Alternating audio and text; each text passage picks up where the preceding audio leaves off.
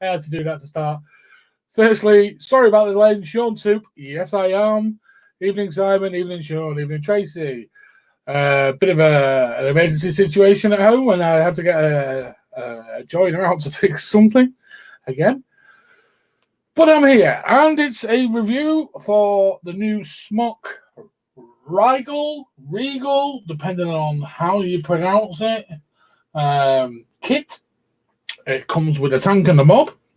It's a proper tank, not a plastic tank. Good evening, Gavin Harris. Even though you call me a big ginge, you swine.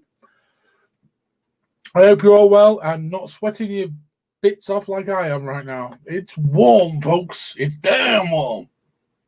Anyway, Smok Rigal. Quick vape.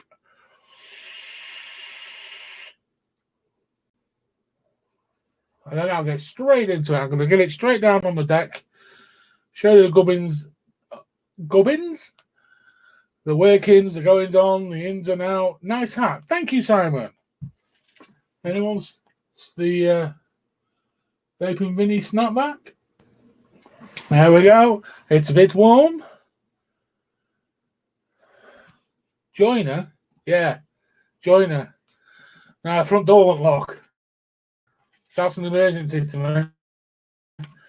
Anyway, I'm going to get this down on deck. I'm going to flip cameras and show you what's what with this new Smok Rigal, R-I-G-E-L. I don't think the people at Smok can spell too well. I think that's the big issue. Anyway, without further ado, let's do the up close. I did it last night. I'll do it again. There we go, folks. Down on the deck with the packaging and the goings on of the Smok Rigal. I don't know how we're saying that, or Smoke, as I got told to call them the other day. Good evening, Scott. I'm allowed to call people gins. Yeah, you are a gins, Gav. You're more gins than me. Okay. Right, it's a dual 18650 mod. 230 watts, Type-C charging port, 0.96 inch screen. This comes with a 6.5 milliliter tank. Only one sort of coil supplied, which was interesting. It's a 0.15 mesh coil. They sent me two, but that's the only coil supplied in the pack. On the side, you have Smok's address. Don't ever bother writing to him. And on the back, what's in the box? You get the, I'm going to call it a Rigal. The Rigal mod, the new V9, TF V9 tank with the 0.15 on coil pre-installed. That's because that's the only coil I send you with it. The 2 cent 2. You get a spare glass, user manual, TF V9 tank, and a charger cable, a Type-C charger cable. T'other side, address, t'other side, scratch and sniff, hologram, etc., etc. Again, I'm afraid Smok have gone a bit OTT for the packaging when you can get it out. Obviously, that's just a sleeve, and then you get the nice box underneath. Nothing on there except another address, designed by Smok, the website, and made in China. There we go. I quite like these boxes. It's a shame you have to put the sleeves over, but I suppose the sleeves have got all the gubbins and things, because these are really snug. And like I'm just proving right now, I can't bloody open the box. The mod's not even in it. There we go. You get your quality control card, completely pointless. Your user manual, quite useful. Again, I do like seeing these do not use damaged batteries. Absolutely, totally, 100% agree. Some spare seals, as we all know, with some Smok Tanks in the past, the seals were issues. Type-C charger wire, always handy. These are the coils that's sent. It's quite a small coil. It's nowhere near as big as the TFE16. It's almost Baby Beast standard, but you can definitely see the mesh in there and anything. Even Facebook user, they originally Smok Tank, but they dropped the E and became very much. That's why I do say Smok. And these coils are recommended 40 to 90 watts. I'll come to the coils when I come back up top.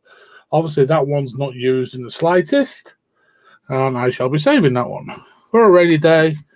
And the bubble glass will not come out of there, so I'd leave the bubble glass in there until you do drop it and smash it. Oh no, there you go. Oh, it's not a bubble glass, it's a straight glass. So you get a bubble and a straight. Okay. So that'll probably make it TPD compliant, I guess. Maybe. Anyway, and there's the full kit. Shebang. Show you the screen first. You can change the colors by pressing the fire button and the down power button. Oh, wait there. No, that's clear puff count, that one.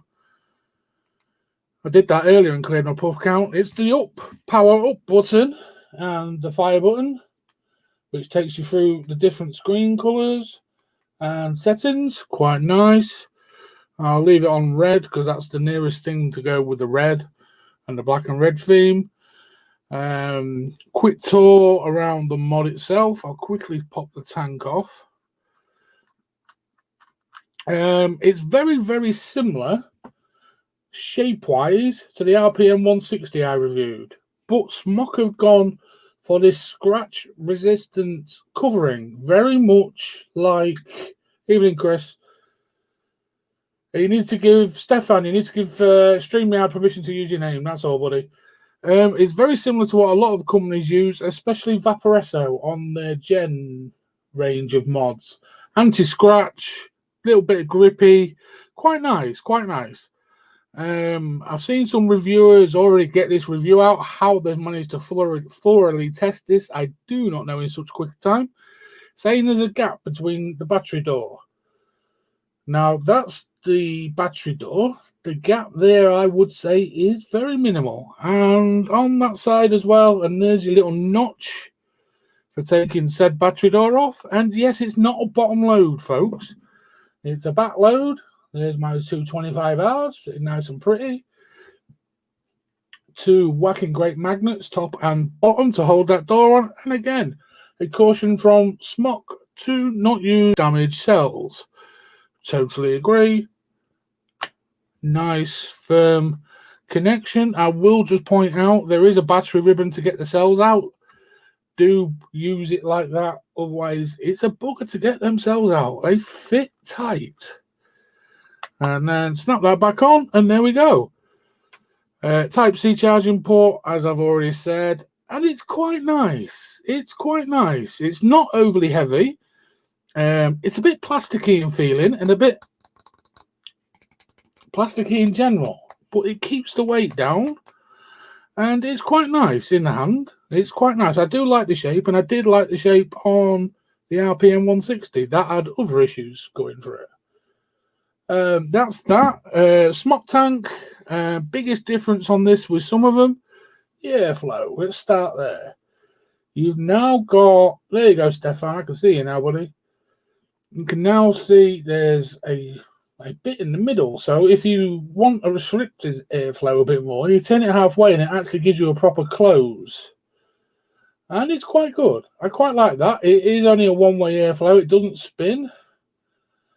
So that's quite nice. And the other biggest change on the tank is the button to release for the top fill has now changed. The button that was on these, I'll quickly grab the TFE16. They had the buttons like that one to open it, and people are having issues with it opening in pockets. Apparently, not something I experienced. Excuse me. But they've changed the mechanism now. You now actually have to lift this little part. It's a little fiddly, but it works quite well. So you lift and then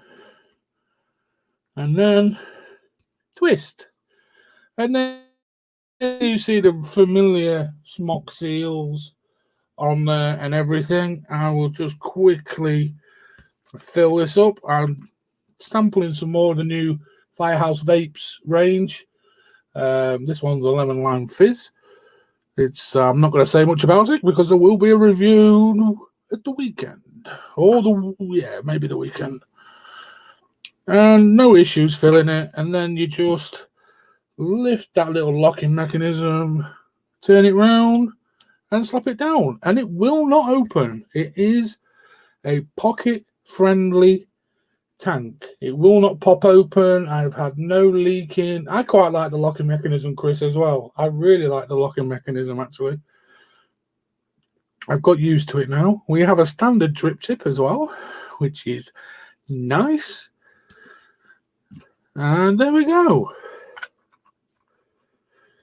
You pop that back on there. Simon, what chip's in it? I can't remember. It's the same one as the RPM 160, isn't it? It's quite quick firing. I will also just tackle one other issue I've seen some reviewers talking about, and I disagree, about if this mod falls and lands on its front, it fires. As you can see, that's laid on the fire button, not turned off. I'm pressing on it, and it's still not even firing. I've not locked it. I have. How did that lock then? But it doesn't fire.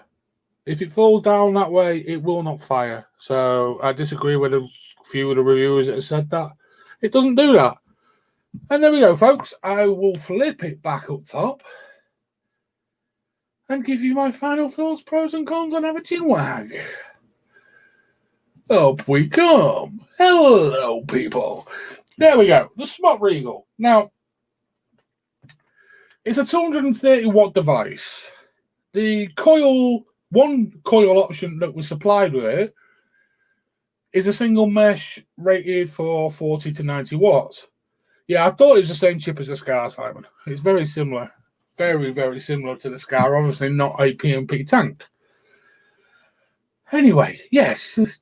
Again, the same issue as what was with the RPM 160. The coils supplied are only for 40 to 90 watts, but the mod can do 230. Which is a shame. As you can see, good vapor production. That's with the airflow fully open. I've actually been vaping it half, so closing half the airflow.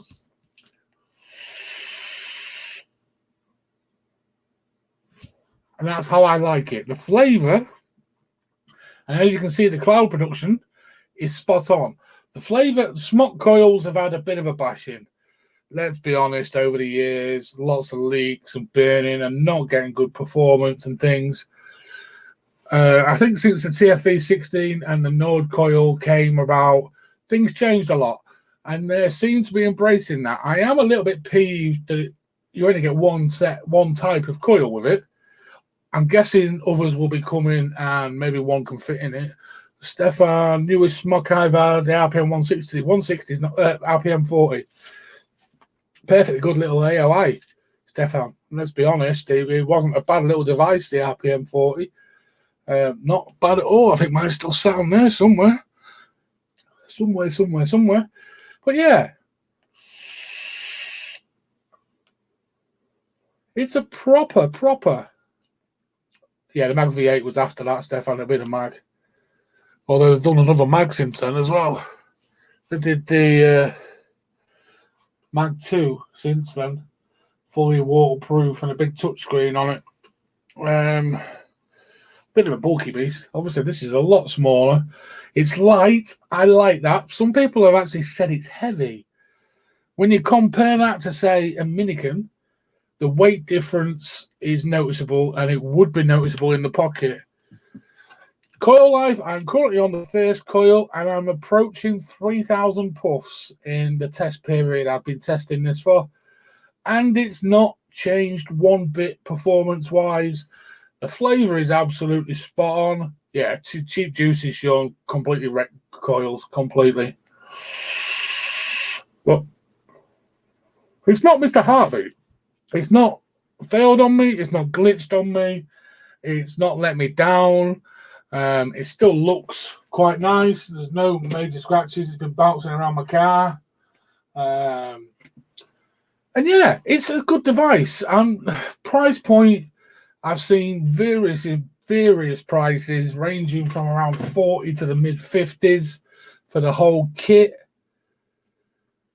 The mag's okay. It's a bulky thing.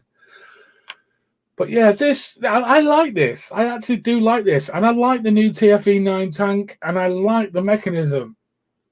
And I'll be very interested to see what coils they bring out aftermarket. Because obviously these are hitting the UK in the next few days, which is great news. But yeah, it's a good Smok device. It's a bit of a nod. Obviously, it's very similar to the RPM 160, but in the hand, it reminds me a lot of the old Alien. And they were a proper workhorse.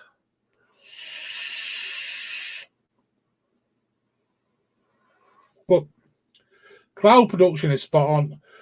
Good airflow control. It's a little bit noisy on the airflow. It'd be nice to see Smok go down the honeycomb route, maybe, and try and eliminate some of that noise. I mean, you open the airflow completely. And halfway, as I've been having it, it's quite airy and quite noisy and quite turbulent. I imagine the other half could get peed off if you chain vape this next to it because of that exact situation. 230 watts. Great little device. Compact, sleek, really ergonomical in the hand.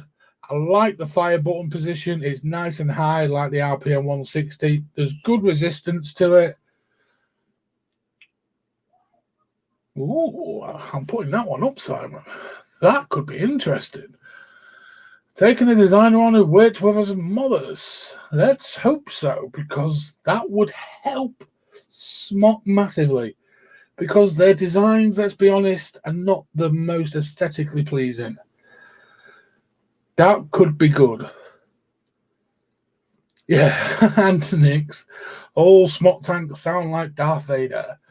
Yeah, they do a bit, Nick. But when they give good flavour and cloud production, I don't really complain about that. I mean, I know the other half will do for everybody. I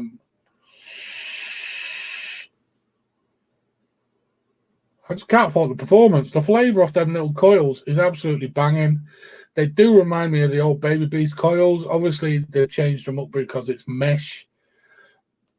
I'm running on 85 watts right now. I'm not running that camera, as you can see. And the coil's rated up to 90. I did find that at 90 watts, it was starting to border on the odd dry hit at 90 watts on the coil. I suppose you could probably try the old Smok trick and pop the pinholes in the airflow to get the juice to the coil quicker. Yeah, retail. I've seen it vary, Chris. Retail price is about 45 to 55, depending on where you've looked. I don't think an official price on Smok's been released just yet. But if it's nearer to 45, it's a damn good price point, I'd say. It looks pretty neat. I mean, you take the TFE9 off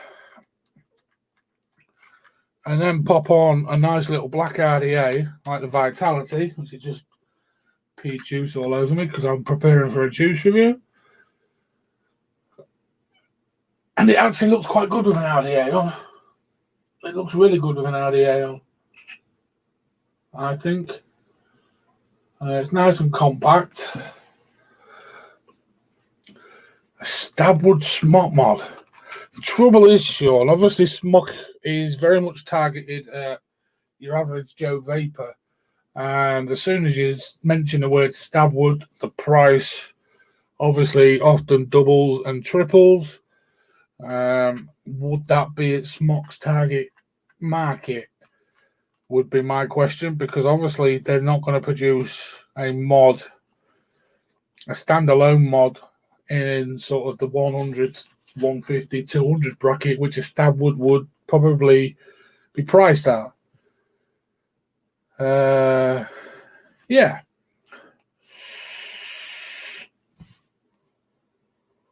You got 17, Stefan. I think I might just beat you slightly. Just slightly. Maybe. But yeah, this is a decent one. Like I say, it reminds me of the old Alien in size and feel of hand. Obviously, they stepped up the coating. I really like the coating. On the negative side, the one coil option that's currently available is very much a negative. The Type-C charging port charges evenly when you use it, which is a good sign, obviously. And what I really liked, it didn't get too warm. I don't know whether that's because it's the Type-C charging port. I'm noticing them when you charge internally with the Type-Cs, they don't seem to get as warm as the old USB ones did. So big nod for using that. With $20 less than launch price. Yeah, it would, Simon. Very true.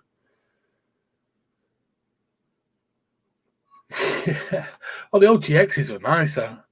And the Nords, the Nords got a place for everybody, really. I mean, I'm not a mouth-to-lung vapor, and that's why I'm pretty much not doing reviews of mouth-to-lung devices anymore.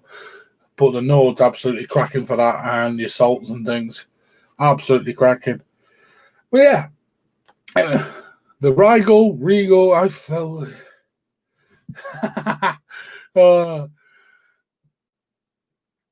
never owned Smok anything. Wow, Sean. I bet there's not that many vapors that could actually say that. Never owned a Smok. But now the big question. If I lost it, would I replace it? Quite probably, yeah. I'm going to use it further, and I'm going to abuse it a bit more. Obviously, I've not managed to kill this coil at nearly 3,000 pulse already, which is pretty impressive. I have been using nice clear juices. I've worked my way through the Firehouse new range through this device. The flavor change in the coil is really quite good for a stock coil, and there's still actually no discoloration on the cotton down the hole. Sorry, I'm just looking down the hole there just to see what the cotton looks like, and it's not discolored at all. But yeah, the biggest con is the coil and no options. I always, when people start knocking Smok, I simply say, has any other brand got more smokers to quit smoking and switch to vaping than Smok? Because I highly doubt it. I highly, highly doubt it. One, they bring out so many different variations of devices and so many devices. And two, it's probably the one brand that is really, really known throughout the world. Wherever you go, Smok are there. They are literally everywhere. And there we go, folks. That's the review of the Rigal, whatever it is, Smok device. It's a good device. I'm a little bit disappointed with the coil choice.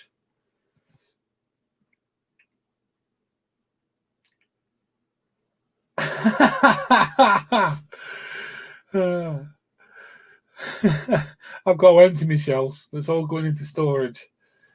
Yeah. But if I lost that, Sean, I'd definitely replace that. Mods ST, Sean Toop. That's a build stand, people. Quick nod to Sean there. Absolutely love that. Yeah, the sub-on tanks have come on. The TFE 16 for me was Smok's biggest turning point. At one point, I owned 6 of them tanks. I've given 4 away now. They are just, the TFV 16 is a beast. That dual coil mesh coil is an absolute beast.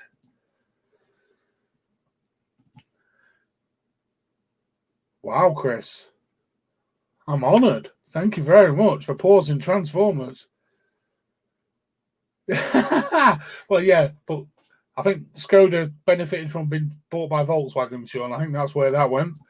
But if Smok are bringing the S-Modest guy in, then that could... Yeah, I agree with that, Simon.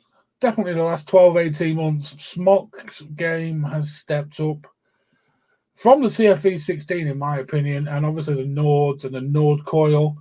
But yeah, there we go, folks. Smok Rigal, thank you very much, Smok, for sending me this device. That quite clearly hasn't affected my review of any of the Smok devices I've done over the last 9 months, 10 months. I think I've been with Smok now. With the V8, the V8. Oh, yes, that little one. I've not got it there. That one's in the house down there. There's the V8. I ain't got the tank on it now. It's hiding. But yes, there we go, folks. All done and dusted. Quality little bit of kit. Handy, light, and there we go. I'm off, fellas. People, keep safe. Keep smiling. Keep hydrated. Keep loving each other. And I'll see you all Sunday, if not before, on the LXV. If you're new to the channel, hit that subscribe button. Back over 6K at last. Spread the love, people. Take care. Bye-bye for now.